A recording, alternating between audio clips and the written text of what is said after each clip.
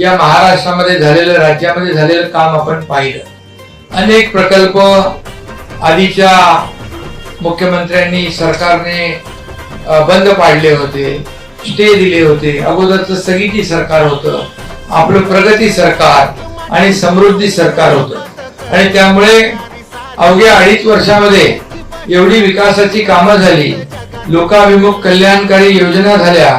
लाडक्या बहीण योजना, इथे लाडक्या बहिणी का आहेत की नाही आपल्या?